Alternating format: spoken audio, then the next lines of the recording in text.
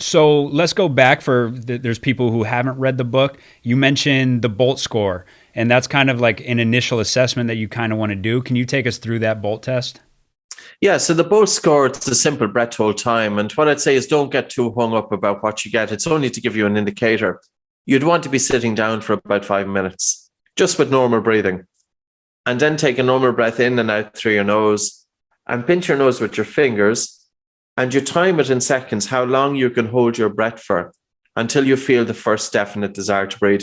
Or you might have the first involuntary movement of the diaphragm, or you might feel a swallow in the throat. So you're measuring how long it takes after you have a normal exhalation. How long does it take until you feel the first definite desire to breathe or the first involuntary movement of the diaphragm? And then when you let go, your breathing should be fairly normal. So it's not a maximum length of your breath hold. You want to try and have fairly normal breathing at the end of it. Now, the significance of it is this, that Professor Kyle Kiesel published a study in 2018. He's a professor of physical therapy from Evansville University, Kiesel. He got 51 individuals and he looked at their breathing from a biochemical point of view, biomechanical and psychophysiological point of view. And that's pretty cumbersome because that's normally the way that you would assess functional breathing patterns. You look at their breathing across a number of different dimensions. His conclusion was that the breath hold time is a simple screening tool.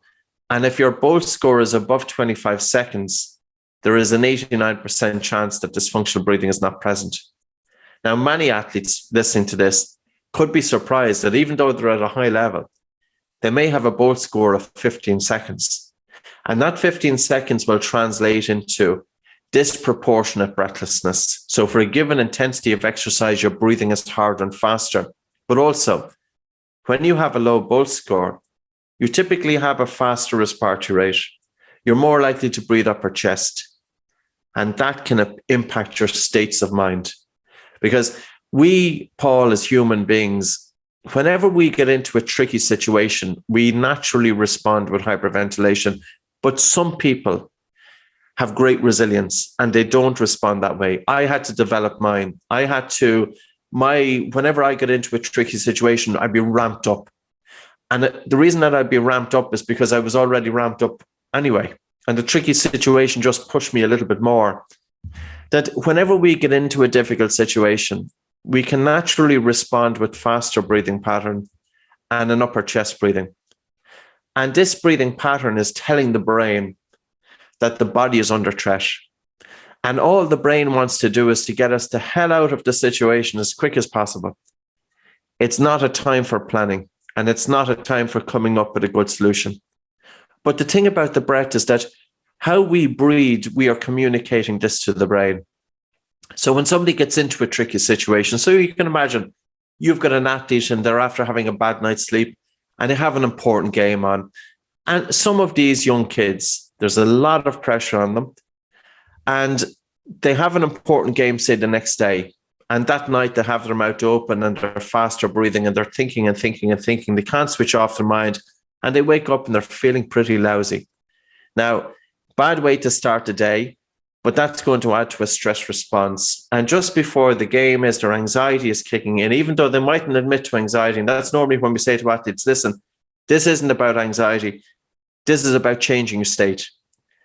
I would want to down-regulate them. And I typically down-regulate them by doing the breathe like from the book. Take a very soft breath in through the nose and a really relaxed and a slow and a gentle exhalation. So this could be an hour before the event or a half an hour before the event. A very soft breath coming into the nose and a really relaxed and a slow and a gentle exhalation. And we'll often get them to do this during the warm-up. Because when you have that slow and relaxed exhalation, you're telling the brain that everything is okay. And the brain will send signals of calm accordingly. So you can, if you're ramped up, you need to down-regulate. But if you're too lethargic, you need to up-regulate. So then during the warm-up, what I have them do is I have them breathe light, breathe slow, breathe low. That's to change states. I then have them do 3 or 4 easy breath holds just to get their body, get them out of the too relaxed state and stress them a little bit. And then I'll have them do 5 strong breath holds to increase blood flow to the brain, to open up the nose, to open up the lungs, to cause the spleen to release red blood cells into circulation. And it's the same warm-up routine that they would normally have. And all we do is we bring in the understanding of light, slow, and low breathing and nose breathing during the warm-up, a few breath holds, a few easy ones, and a few strong ones. And then for that individual to go out with every cell of their body and to be fully concentrated on what they're doing. But, mindfulness, and I don't want to bring in, mindfulness is a wonderful thing, and we start to see it more coming into sports. But mindfulness is not going to address the physiology necessarily. I want to go direct into the physiology. And I'll give you this example. I work with elite military snipers. These guys are based in Europe. They are highly trained. Now, these guys physically exercise 1 to 2 hours every single day. They're young people. They're in their 30s. And they typically have to work in shifts of 1 hour at a time. And they're sitting behind the sight of a rifle. And their attention cannot waver, because if they go into dreamland, something can happen and they miss an opportunity. I was brought in to show them when to pull the trigger. And this is very simple when you know about physiology. And I'm just kind of putting this idea out there because sometimes we don't have a realization that we can change our physiology. So when it comes to the breath, during the inhalation, the vagus nerve steps back. So it's kind of more under the body's stress response. And the exhalation, which is the breath out, that's primarily under the control of the body's relaxation response. So during rest, the inhalation is a stress response, the exhalation, relaxation response. When to pull that trigger? Do you pull the trigger during the inhalation? Do you breathe in and hold your breath and pull the trigger? Do you breathe in and start breathing out and pull the trigger? Or do you breathe in, breathe out, and pull the trigger at the end of the exhalation? Now, when we think of the breath itself, the time to pull the trigger is between heartbeats, because the movement of the heart will knock the person off target. How do we lengthen the distance between heartbeats? During the inhalation, the heartbeat increases.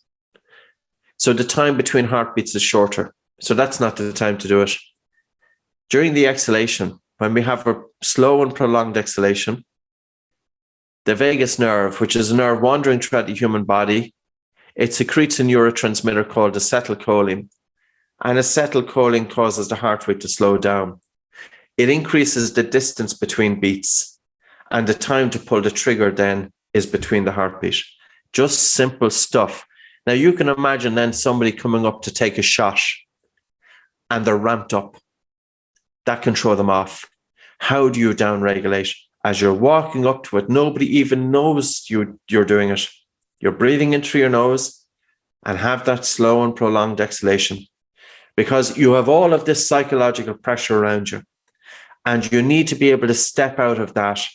And there is a time that when we're too ramped up that we make mistakes. When we're too stressed, we make mistakes. When we're too relaxed, we make mistakes. We want to get into that balance. So coming up to the shot, take the soft breath in through your nose and just gently allow a prolonged and relaxed exhalation. And I understand that individuals in the game are a bit gassed out, but even slow down your breathing a little bit, because it's the slow breath out, especially during the exhalation, that will help recovery. So during timeout, recover, because every time that you regain your energy, you'll have some reserve left in the tank.